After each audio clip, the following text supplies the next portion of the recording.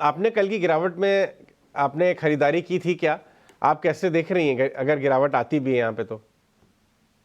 देखिए, हम तो फुली इन्वेस्टेड रहे हैं, क्योंकि जैसा मैंने आपके शायद पिछली बार आपके चैनल पर भी कहा था कि हमारा ये मानना था कि कुछ महीनों का जहां तक सवाल है उसमें आपको उथल पुथल नजर आएगी, लेकिन साल 2 साल के हिसाब से हमारा व्यू बाजार के बारे में अच्छा ही रहा है।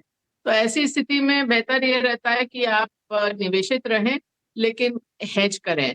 तो मार्च से हम लोग पूरी तरह से हेज थे। चुनाव के नतीजे जब तक आए तब तक हम लोग 100% हेज थे, लेकिन 100% इन्वेस्टेड भी थे। उसके बाद हम लोगों ने कुछ हेज काट दिए, पर अभी भी कुछ हद तक तो हेज हैं। तो लेकिन और जो चीजें हैं, जो आपने स्मॉल कैप का नाम लिया, तो अभी अभी से नहीं, कई तिमाहियों से हम लोगों ने वहां पर कट कर दिया है अपना निवेश।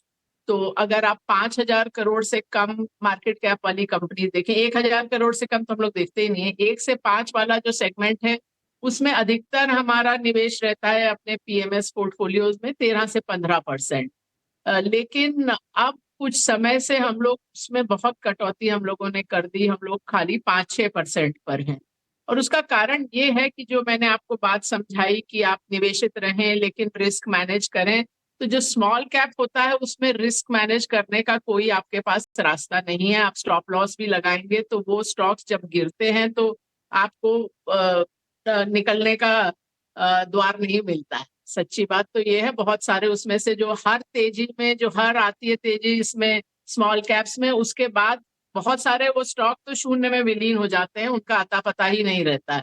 और जो दूसरा हमारे पास रिस्क मैनेजमेंट का साधन रहता है कि आप हेज करें, तो जो हेज के लिए आपके पास एक ही लिक्विड इंस्ट्रूमेंट है, वो निफ्टी पर पुट है। तो निफ्टी और ये स्मॉल कैप्स का मूवमेंट साथ में नहीं रहता है, तो आपके पास रिस्क मैनेजमेंट के साधन नहीं है, अगर मैं संक्षेप में बोलूं तो ऐसी स्थिति में वो सेगमेंट अवॉइड करना ही बेहतर है। वैसे भी मैं कहूंगी हम्म। कि जिस भी category, theme, industry, market cap में आपको बहुत सारे नए fund scheme, PMS scheme, mutual fund scheme आता नजर आए, तो वो समझ लीजिए वो उस सेगमेंट का पीक है, उसके आसपास है।